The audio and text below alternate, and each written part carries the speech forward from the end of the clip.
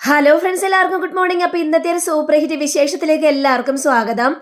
അങ്ങനെ നമ്മുടെ സുധി ചന്ദ്രയുടെ വർത്തമാനമൊക്കെ കേട്ടിട്ട് ആകെ സങ്കടപ്പെട്ടിട്ട് റൂമിൽ നിന്ന് നേരെ താഴത്തേക്ക് ഇറങ്ങി വരികയാണ്. ആ സമയത്താണ് രേവതി അടുക്കളയിൽ നിന്നൊരു കാഴ്ച കാണുന്നത്. കാരണം എന്തോ ഒരു പരിങ്ങല് ഈ സുധിക്ക്. കാരണം സുധി തന്നെയാണ് ഈ പണം കട്ടെടുത്തതെന്ന് രേവതിക്ക് നന്നായിട്ട് തന്നെ അറിയാം. പക്ഷേ അമ്മ സുധിയെ സപ്പോർട്ട് ചെയ്തതാണെന്നും രേവതിക്ക് മനസ്സിലായി. അങ്ങനെ രേവതിയാണെങ്കിൽ ആ ഒരു കാഴ്ച കണ്ടിട്ട് രേവതിക്ക് വല്ലാത്തൊരു കുറ്റബോധം തോന്നുകയാണ്.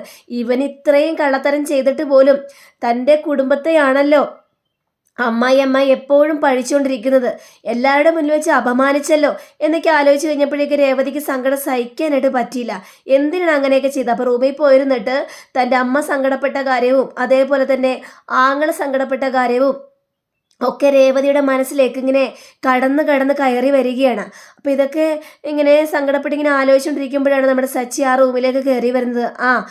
രേവതി, നീ കിടന്നില്ലേ? ഇതെന്താ കിടക്കാതിരിക്കുന്നത് എന്നൊക്കെ ചോദിക്കുന്നുണ്ടെങ്കിലും പക്ഷേ രേവതി അതൊന്നും കേൾക്കുന്നില്ല. അങ്ങനെ രേവതിയുടെ അടുത്തേക്ക് ചെന്ന് സച്ചി അവിടെ ഇരിക്കുകയാണ്. എന്ന് കഴിഞ്ഞപ്പോഴേക്കും രേവതി നീ കരയാണ്. ഒന്നുമില്ല. എന്തിനാ കരഞ്ഞത്? ഒന്നുമില്ലാന്നേ. ഇല്ല, നീ സങ്കടപ്പെട്ടിരിക്കുകയാണല്ലേ? അമ്മ പറഞ്ഞ കാര്യങ്ങളെക്കുറിച്ചാണ് ആലോചിച്ച് സങ്കടപ്പെടുന്നത്. പിന്നെ അല്ലാതെ സങ്കടപ്പെടാനല്ലേ നിവൃത്തിയുള്ളൂ. എന്തെങ്കിലും പറയാനായിട്ട് പറ്റുമോ? അതേപോലെയല്ലേ എൻ്റെ അമ്മയെയും കുടുംബങ്ങളെയും ദേ സച്ചിൻ്റെ അമ്മ ഒരുപാട് അപമാനിച്ചത്. കള്ള കുടുംബങ്ങളെന്നല്ലേ പറഞ്ഞിരുന്നത്. എനിക്ക് എങ്ങനെ ഇതെല്ലാം ഓർക്കാതിരിക്കാനായിട്ട് പറ്റും സച്ചിയേട്ടാ? ഞാൻ ആകെ സങ്കടപ്പെട്ടൊരവസ്ഥയിലാണ്. അമ്മ അങ്ങനെ പലതും പറയട്ടേന്നേ എന്ന് വിചാരിച്ച് അമ്മയുടെ നാവ് അറിയാലോ. ദേ കള്ള കുടുംബങ്ങളെന്ന് പറഞ്ഞിട്ടുണ്ടെങ്കിൽ ഞങ്ങൾ ആരെങ്കിലും അത് വിശ്വസിക്കോ? എന്നിട്ട് എന്തായി? ആ സുധിയാണ് കട്ടെടുത്തതെന്ന് ഇപ്പം മനസ്സിലായില്ലേ? എന്നിട്ട് അമ്മ അവിടെ വാദിച്ചെന്താ? അമ്മയാണ് പൈസ എടുത്ത് കൊടുത്തതെന്ന്. അമ്മയുടെ സ്വഭാവം അങ്ങനെയാണ്. അമ്മ എന്ത് വേണമെങ്കിലും പറഞ്ഞിട്ട് പോട്ടെ, അതൊന്നും ചെവിയിൽ കൊള്ളേണ്ട ആവശ്യമില്ല. രേവതി, ഞാൻ പറയുന്ന കാര്യങ്ങളൊക്കെ നീ മനസ്സിലാക്കണം. എന്ത് മനസ്സിലാക്കണമെന്ന് ഓർക്കുമ്പോൾ നെഞ്ച് കിടന്ന് പെടയുകയാണ് സച്ചിയേട്ടാ. കാരണം ഞങ്ങളുടെ വീട്ടിൽ ഒരുപാട് കഷ്ടപ്പാടുണ്ടായിട്ടുണ്ട്. പണ്ടെപ്പോഴോ എൻ്റെ ആങ്ങള ബൈക്ക് മോഷ്ടിച്ചു, അത് സത്യം തന്നെയാണ്. പക്ഷെ അതിനെ തുടർന്ന് ഞങ്ങളുടെ കുടുംബത്തിൽ ഒരുപാട് ദുരന്തങ്ങൾ ഉണ്ടാകുകയും ചെയ്തു. പിന്നീട് അവൻ മോഷണത്തിന് ഒന്നും പോയിട്ടില്ല. പൂ വിറ്റിട്ടാണ് ഞങ്ങൾ ജീവിച്ചിരുന്നിട്ടുള്ളത്. പട്ടിണി കിടക്കേണ്ട അവസ്ഥ വന്നിട്ടുണ്ട് ഞങ്ങൾക്ക്. എന്നിട്ട് പോലും ഒരാളുടെ മുന്നിൽ കൈ നീട്ടാനായിട്ട് ഞങ്ങൾ ചെന്നിട്ടില്ല സച്ചിയേട്ടാ. വിശന്നാണ് ഞങ്ങൾ കിടന്നിട്ടുള്ളത് എന്നൊക്കെ രേവതിയുടെ മനസ്സിൽ നിന്നിങ്ങനെ എടുത്തെടുത്ത് പറയുകയാണ്. അപ്പം രേവതിയുടെ ആ സങ്കടം കേട്ട് കഴിഞ്ഞപ്പോഴേക്കും സച്ചിക്കും വല്ലാത്തൊരു സങ്കടം തോന്നുകയാണ്. അപ്പോൾ സച്ചി ആണെങ്കിൽ രേവതി, എനിക്ക് മനസ്സിലാവുന്നുണ്ട്. നീ ഒന്ന് ആലോചിച്ച് നോക്കിക്കണ്ടേ? അമ്മയുടെ സ്വഭാവം ശരിക്കും നിനക്ക് നന്നായിട്ട് തന്നെ അറിയാം. അമ്മ ആയതുകൊണ്ടാണ് ഞാനൊന്നും പറയാതിരുന്നത്. പക്ഷേ വേറെ വല്ലവരായിരുന്നെങ്കിലില്ലേ നല്ല തക്ക മറുപടി തന്നെ ഞാൻ കൊടുത്താനായിരുന്നു. അമ്മയെന്ന് വിചാരിച്ചെന്താ കുഴപ്പം?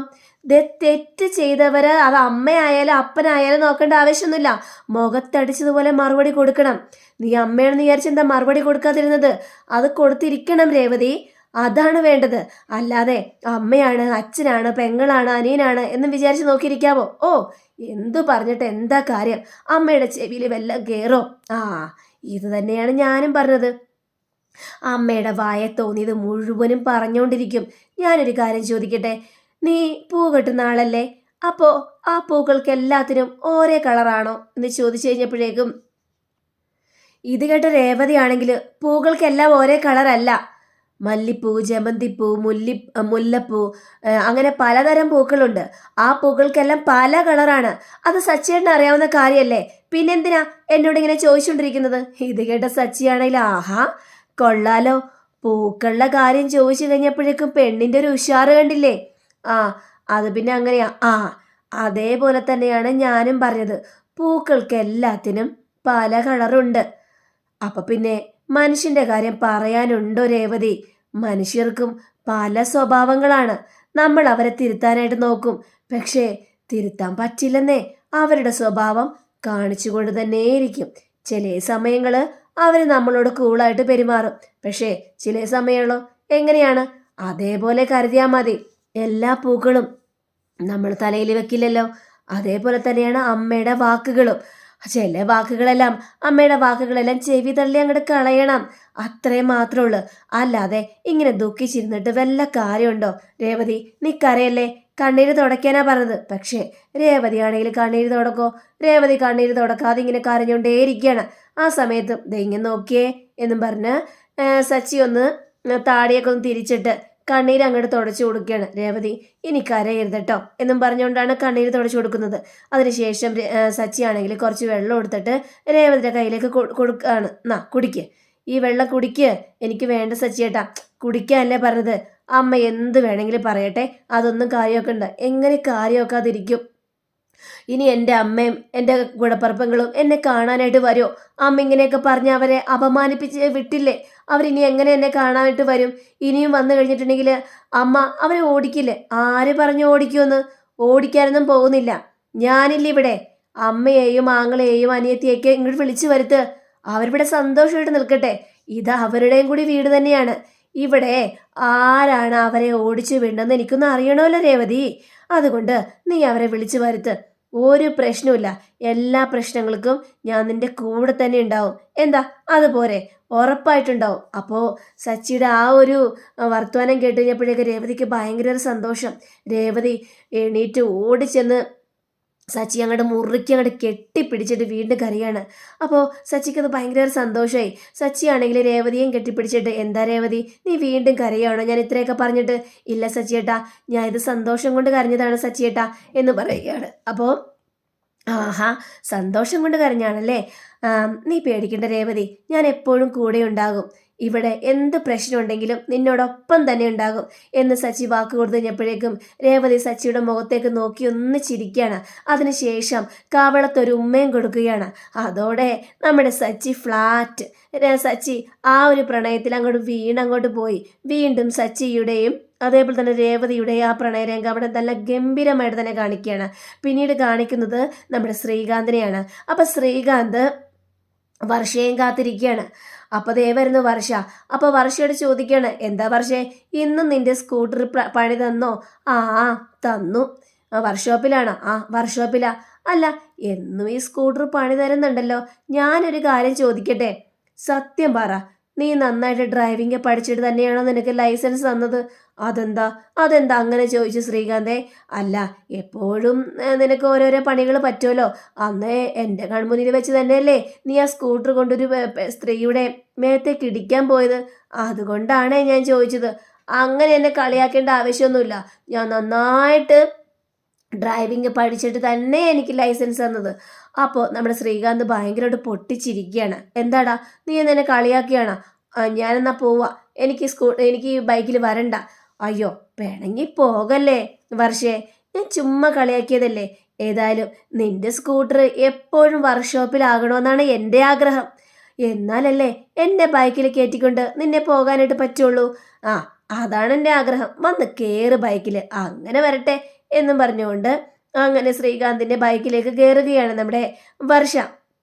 ഇവർ ഭയങ്കര ഒരു സന്തോഷത്തോടെ ചിരിച്ചും കളിച്ചും ഒക്കെ ബൈക്കിൽ ഇങ്ങനെ പോയിക്കൊണ്ടിരിക്കുമ്പോൾ ഈ ചന്ദ്രയെ പരിചയമുള്ളൊരു സ്ത്രീ ഇവരെ കാണുകയാണ്. അപ്പോൾ ഇത് കണ്ടു കഴിഞ്ഞപ്പോഴേക്കും, ദൈവമേ, അത് ചന്ദ്രയുടെ മകനല്ലേ ശ്രീകാന്ത്? ആ ശ്രീകാന്തിൻ്റെ കൂടെയുള്ള പെണ്ണാരാണ്? ഒന്നും മനസ്സിലാവുന്നില്ലല്ലോ. ഇവനാള് കൊള്ളാലോ. ഈ കാര്യം ചന്ദ്രയ്ക്ക് അറിയോ? എന്തായാലും ചന്ദ്രയൊന്ന് വിളിച്ച് പറയണം. എന്നാൽ ഇവ മഹാകേമനാട്ടോ എന്നും പറഞ്ഞുകൊണ്ട് അങ്ങനെ ശ്രീകാന്ത് വർഷയെ സ്റ്റുഡിയോയിൽ ഇറക്കി വിടുകയാണ്. ദേ, ഞാൻ വൈകുന്നേരം വിളിക്കാൻ വരാം കേട്ടോ. വിളിക്കാൻ വരുമല്ലോ അല്ലേ? പിന്നല്ലാതെ, ഞാൻ വിളിക്കാൻ വരും, നീ ചെല്ല് എന്നും പറഞ്ഞുകൊണ്ട്. അപ്പോൾ നമ്മുടെ വർഷയാണെങ്കിൽ ഐ ലവ് യു ടു എന്ന് പറയുകയാണ്. അപ്പോൾ ശ്രീകാന്ത് ഒന്നും പറയാതെ തലയാട്ടിക്കൊണ്ട് നിൽക്കുകയാണ്. എന്താണ് ശ്രീകാന്തേ, നീ എന്താ എന്നോടൊന്നും പറയാത്തത്? പറ, ഐ ലവ് യു ടു എന്ന് തിരിച്ചും പറയുകയാണ് നമ്മുടെ ശ്രീകാന്ത്. അപ്പോൾ വർഷയ്ക്ക് ഭയങ്കര ഒരു സന്തോഷം തോന്നി. ഏതായാലും നീ സ്റ്റുഡിയോയിലേക്ക് ചെല്ല്, ഞാൻ വൈകുന്നേരം വിളിക്കാൻ വരാം. ശ്രീകാന്തേ, അങ്ങനെ അങ്ങ് പോകാൻ വരട്ടെ ശ്രീകാന്തേ, അവിടെ നിന്നേ. എന്താന്നേ, കുറച്ചു നേരം കൂടി ഇവിടെ ഇരുന്നിട്ട് പോയാൽ പോരെ? എന്തിനിത്ര നേരത്തെ പോകുന്നത്? അതൊന്നും ശരിയാവില്ല. നീ ഏതായാലും പോ വർഷേ. സ്റ്റുഡിയോയിൽ നല്ല തിരക്കുണ്ടാവും, നീ അങ്ങോട്ട് ചെല്ല്, ഞാൻ ഏതായാലും പോവാ എന്നും പറഞ്ഞുകൊണ്ട് ശ്രീകാന്ത് അവിടെ നിന്ന് വിട്ടടിച്ചു പോവുകയാണ്. പിന്നീട് കാണിക്കുന്നത് നമ്മുടെ ചന്ദ്രയാണ്. ചന്ദ്രയാണെങ്കിൽ ഇതെന്താ അടുക്കളയിൽ ആരും കാണാത്തതെന്ന് വിചാരിച്ചുകൊണ്ട് രേവതിയുടെ റൂമിൻ്റെ അങ്ങോട്ട് ചെല്ലുകയാണ്. അപ്പോൾ രേവതി കഥകൊന്നും തുറന്നിട്ടില്ല. ഇത് കണ്ട ചന്ദ്രയ്ക്ക് ഭയങ്കര ഒരു ടെൻഷൻ തോന്നുകയാണ്. രാവിലെ അടുക്കളയിൽ കയറുന്നവളാണല്ലോ, ഇന്നെന്താണ് ഇത്ര താമസിക്കുന്നത്? ഇതെന്താണ് കളി? എന്തായാലും ഒന്ന് ഡോറിലൊന്ന് മുട്ടി നോക്കാം എന്നും ചിന്തിച്ച് ചന്ദ്ര പതിയെ പതിയെ ആ ഡോറിൽ മുട്ടാൻ ഒരുങ്ങിക്കഴിഞ്ഞപ്പോഴേക്കും രേവതി കുളിച്ച് കതകം തുറന്നു വരുന്നു.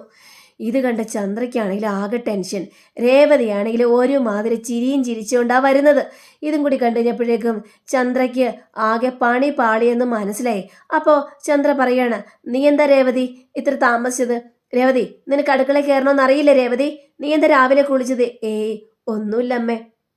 നീ അടുക്കളയിൽ കയറാനായില്ലേ? ഞാൻ അടുക്കളയിലേക്ക് കയറാനായിട്ട് പോവാണമ്മേ. നീ എവിടെ നിന്നേ? മനുഷ്യൻ്റെ ചായ എടുത്ത് തരാൻ പോലും ആരുമില്ലേ?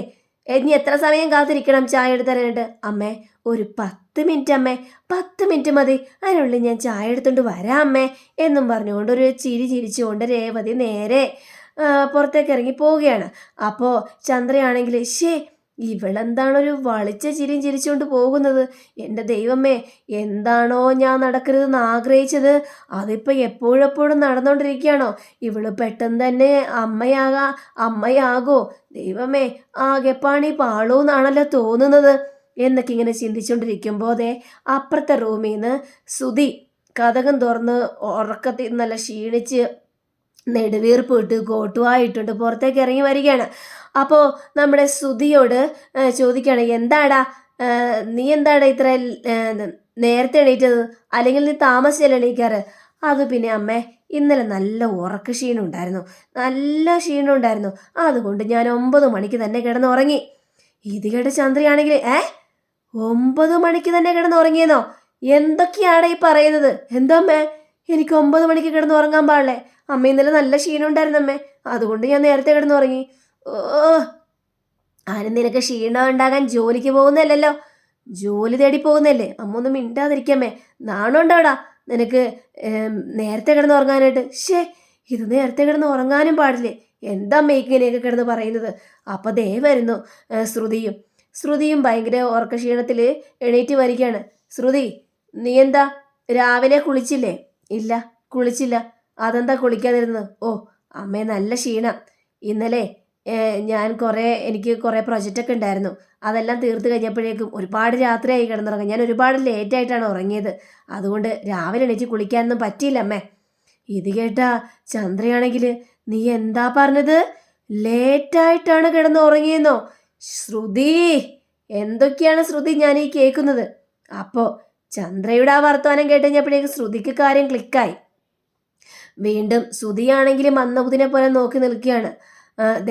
ഇവനാണെങ്കിൽ 9 മണിക്ക് കിടന്നുറങ്ങി, നീയാണെങ്കിലും ലേറ്റായിട്ട് ഉറങ്ങി. അപ്പോൾ ശ്രുതിയാണെങ്കിൽ, അതെ അമ്മേ, ശ്രുതി ഇന്നലെ ഒരുപാട് ലേറ്റായിട്ടാണ് കിടന്നുറങ്ങിയത്. ഒരു 10-12 മണിയായി കാണും. അതുവരെ ലൈറ്റ് ഓണാക്കി വെച്ചിട്ടുണ്ടായിരുന്നു. എന്തോ പ്രൊജക്റ്റൊക്കെ ഉണ്ടായിരുന്നു എന്നാ പറഞ്ഞത്. അവളുടെ ഒരു പ്രൊജക്റ്റ്. എന്താ ശ്രുതി ഇത്? ഞാൻ എത്ര പ്രാവശ്യം ഇതൊക്കെ പറഞ്ഞു തന്നെ ശ്രുതി. എന്തൊക്കെയാണ് ഈ കാണിച്ചു വിടുന്നത്? എന്താ അമ്മേ, എന്താ പ്രശ്നം? ഇടക്കിഴങ്ങാ, ഒന്നും മിണ്ടാൻ നിൽക്കരുത്, കൂടുതൽ സംസാരിക്കാനായിട്ട് നിൽക്കരുത്. മനുഷ്യന് തലക്ക് സ്വരന്തല്ല അമ്മേ. എനിക്കൊരു കോഫി എടുത്തു തരും അമ്മേ. കോഫി മണ്ണാൻ കട്ട. അവന് രാത്രി നേരത്തെ 9 മണിക്ക് കിടന്ന് ഉറങ്ങിയിട്ട് ഇപ്പം എന്നോട് കോഫി ചോദിക്കണം അമ്മേ? ഞാനൊരു കോഫിയല്ലേ ചോദിച്ചുള്ളൂ. അമ്മ അതിനെന്തിനാ അമ്മ എന്നെ അടിക്കാനായിട്ട് വരുന്നത്? ഇതിനോടൊക്കെ ഞാൻ എന്താ പറഞ്ഞു തരേണ്ടത് എനിക്കറിയില്ല എന്നും പറഞ്ഞുകൊണ്ട് പോവുകയാണ്. അപ്പോൾ ചന്ദ്ര അവിടെ നിന്ന് പോയി കഴിഞ്ഞപ്പോഴേക്ക് ശ്രുതിക്കൊന്നും മനസ്സിലായില്ല. അപ്പോൾ ശ്രുതിയോട് ചോദിക്കുകയാണ്, ഇതെന്താ അമ്മയ്ക്ക്, ഇതെന്ത് പറ്റി? ഒന്നും ക്ലിക്കായില്ലല്ലേ? ക്ലിക്കാവണ്ട, ഏതായാലും ഓഫീസിൽ പോന്ന് നോക്ക്. ഓഫീസോ? ഏത് ഓഫീസ്? എന്താ പറഞ്ഞത്? ഏത് ഓഫീസെന്നോ? അതല്ല, ഞാൻ പോകുന്നത് ഓഫീസിലല്ലല്ലോ, കാർ ഷോറൂമിലല്ലേ. അതുകൊണ്ട് ഞാൻ ചുമ്മാ ചോദിച്ചെന്നേ ഉള്ളൂ, ഏത് ഓഫീസിൽ നിന്ന്. മതി, പെട്ടെന്നേ പോകാനായിട്ട് നോക്ക്, അതായിരിക്കും നല്ലത് എന്നും പറഞ്ഞുകൊണ്ട് നമ്മുടെ ശ്രുതിയും അകത്തേക്ക് കയറി പോവുകയാണ്.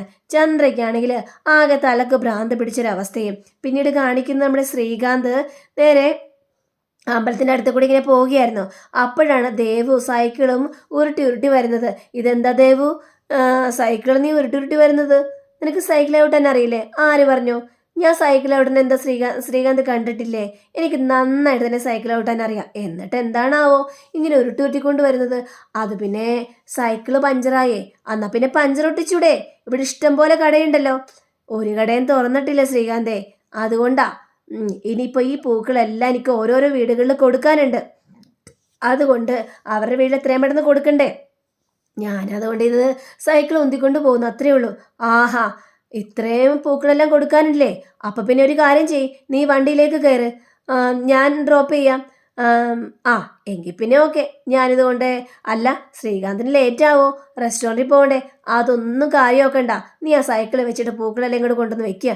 ശരി എന്നും പറഞ്ഞുകൊണ്ട് പൂക്കളെല്ലാം എടുക്കുകയാണ്. അല്ല, നിനക്കപ്പോൾ കോളേജിൽ പോകണ്ടേ ദേവു? അതിനൊക്കെ സമയമുണ്ടല്ലോ, എന്തോരം സമയം കിടക്കുന്നു. ആ അതിനിടയ്ക്കാണെങ്കിൽ ഈ ദേവ് ചോദിക്കാണ്, നീ ആ പെണ്ണിനോട് സംസാരിക്കാറൊന്നുമില്ലേ? ആ, സംസാരിക്കാറൊക്കെ ഉണ്ട്. ആ പെണ്ണിനോട് നിന്റെ ഇഷ്ടം തുറന്നു പറഞ്ഞായിരുന്നോ? ഇത് കേട്ട് കഴിഞ്ഞപ്പോഴേക്ക് ശ്രീകാന്ത് ഒന്ന് പകച്ചു നിന്ന് പോവുകയാണ്. അപ്പം അങ്ങനെയും കാണിച്ചുകൊണ്ടാണ് നമ്മുടെ ഇന്നത്തെ വീഡിയോ അവസാനിച്ചിരിക്കുന്നത്. അടുത്ത റിവിനെ കാത്തിരിക്കുക, സബ്സ്ക്രൈബ് ചെയ്യുക. എല്ലാവർക്കും നല്ലൊരു ദിനം ആശംസിച്ചുകൊണ്ട് തന്നെ നന്ദി, നമസ്കാരം, താങ്ക് യു, ബൈ ബൈ.